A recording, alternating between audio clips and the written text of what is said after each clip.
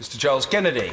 Mr. Speaker, thank you very much indeed for this early and what will be a brief opportunity to contribute to this debate. It coincides with some ongoing family difficulties at home, and so being able to get back to the Highlands this evening rather than later is a very great assistance, and I'm grateful for that. And on that basis, could I give my apologies to the respective front benches that uncharacteristically I won't be in for the wind-up periods later on. I do hope they understand. Mr. Speaker, this is the, as has been pointed out, the penultimate Queen's speech of this Parliament, now some 2 years to go. I think one thing that we can all agree upon as a prediction, a political prediction, is the next 2 years are going to go an awful lot more quickly than the last 3 years did. That is for sure.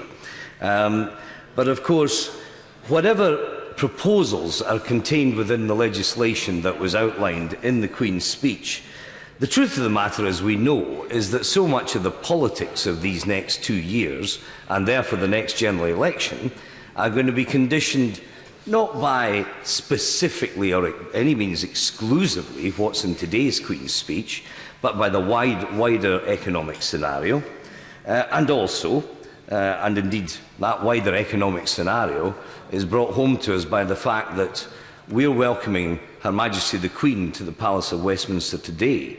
Perhaps more significantly, the Chancellor of the Exchequer is welcoming the IMF to the United Kingdom today for their annual health audit. And those kind of implications are going to play as much over the next 18 months to 2 years as the proposals in front of us, important though those proposals may be. But of course the second thing that is going to influence, and I very much welcome this reference in the Queen's speech, influence the whole conduct of United Kingdom politics, is that in 15 months' time or so we're going to have a referendum in Scotland. And the outcome of that referendum, one way or the other, is going to have a most profound impact on the whole context of not just Scottish but UK politics in the run-up to the next Westminster general election. So I was reassured, I have to say, to read the words in the speech that the government would continue to make the case for Scotland to remain part of the United Kingdom. Hear, hear. I give my unqualified support to the Deputy Prime Minister, my right honourable friend, and the coalition on that one. And it is a case which needs to be made, Mr. Speaker. But coming from the coalition at Westminster, it is particularly significant. And I say this thinking even of the few months that have elapsed since in January in this House we debated the various orders which enabled the transference of powers to Edinburgh to enable the holding of the referendum and so on and so forth. And quite a lot of water has gone under the bridge since then. And it has been interesting to see the development of the debate. And I'm not going to comment one way or the other. But what I will say is this, that we need both within Scotland, but actually on a UK basis, more constructive, conservative voices raised in this debate as well.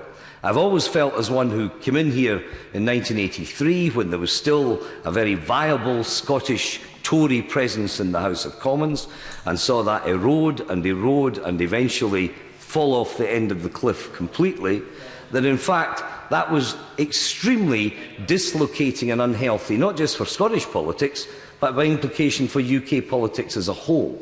And therefore, though I'm not in the business, my loyalty to the coalition doesn't quite go this far, it has to be said. I'm not in the business of trying to resurrect conservatism. I think on any rational basis, you get a very skewed constitutional dialogue and debate without hearing the traditional and historic and continuing authentic voice of conservatism with a degree of resonance. And so I hope that as our discussions over Scotland's role within the UK, which I hope will remain a vibrant and a vital one, that is borne in mind. But of course, when we talk about Scotland remaining part of the UK, that begs a further question. And this really comes to much of the heart of the matter, I think, of this Queen's speech this year. Because what kind of UK is it that those of us who want Scotland to remain part of, what kind of UK is it that we want to see? And this is what I think the Liberal Democrat voice, and I'm going to direct almost exclusively the few remarks I have to my colleagues on the Liberal Democrat wing of the coalition, the Liberal Democrat voice is a very essential one at this particular juncture. First, we have up in lights the issue of immigration, and there is a sensible, constructive, rational argument to be had about that.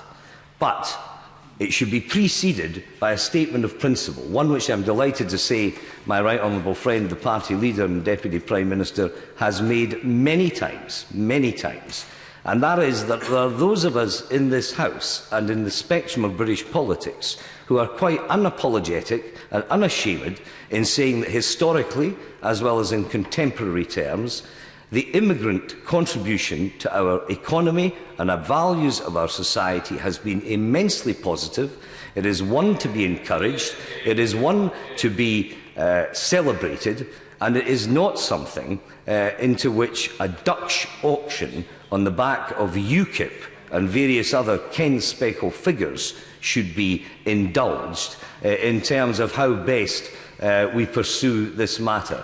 That is an important Liberal Democrat voice that needs to be heard, as indeed is the voice of the Honourable Lady on this very issue herself.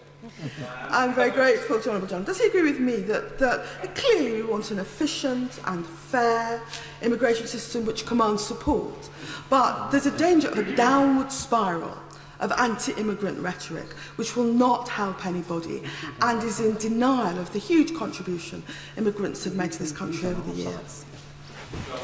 Indeed, she echoes my Dutch auction point, and I think that many of us in all parties, and I include the Conservative Party in that, would feel more than a sense of considerable unease, not least these past few weeks in British politics, this past week in particular perhaps, as to some of the siren sounds that we're beginning to hear on this matter. It is not healthy and it is not right, and it is misleading for people in this country, historically, as I say, as well as in terms of our contemporary position. There is a second issue where I think, again, the Liberal Democrats, perhaps somewhat by default, but certainly it's where we find ourselves, have a vital and a valuable role to play, and that is, of course, is on the European issue. Now, I'm not going to get into the ins and outs of the ongoing Conservative Party obsession, absolute unbelievable obsession over Europe.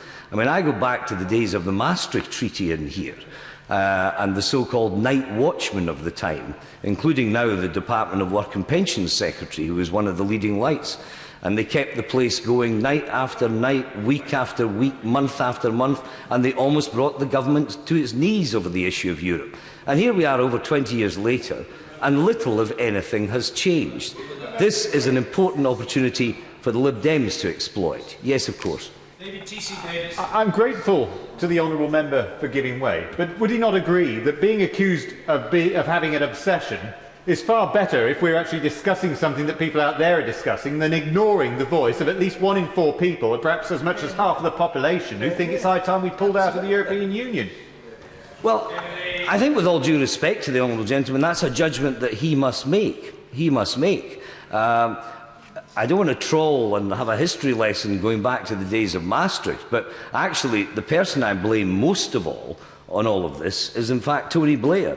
He was the one Prime Minister who came into office with the wind behind him and could have actually lanced the boil of the European issue for an entire political generation had he seized the opportunity. Sadly, he chose not to do so, which is why not only has it festered, but in fact what began as a rather eccentric minority position is, as the honourable gentleman is saying, now commanding 25% of recent votes cast, and even more alarming, actually, I suspect much more than 25% of the current Parliamentary Conservative Party. Yes. I'm grateful, but I hope the Right Honourable Member would rejoice a little bit in the divisions within the Conservative Party, because when they've split along the protectionist line in history, First of all, they did it between Disraeli and Peel, and that led to Gladstone leaving the Tory party and forming a Liberal administration. When Joseph Chamberlain tried to do it in the early 20th century, it led to another Liberal administration and a mass victory in 1906. And then, when Baldwin tried it, he lost the general election and Labour formed its first administration. So this is good news, isn't it? Mr. Speaker, I feel the spectre of Roy Jenkins with his hand on my shoulder as we speak.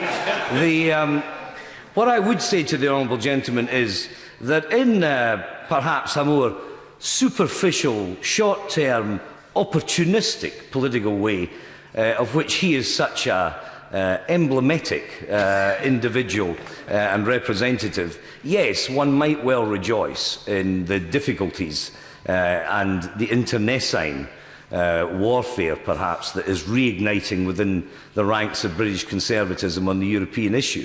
But the truth of the matter is, just as I was saying in regard of Scotland, equally in regard of the United Kingdom in our relationship to the rest of Europe, it's extremely damaging for British interests that the British Conservative Party is not anchored more in the mainstream. We're seeing that since the crazy decision to take themselves off into this rather loopy setup within the European Parliament. And that may be great fun for some of us to poke fun at the Conservatives, but it means that the British voice and presence has been lost on more significant committees in more significant positions within the workings of the European Parliament, as my right honourable friend, the Deputy Prime Minister, knows far better than I do from his direct experience from his days as an MEP. So in fact, I think that a slightly more, perhaps not high-minded, but at least practical analysis of the current difficulties there is pertinent, because I think it is damaging our long-term national interests. I really do.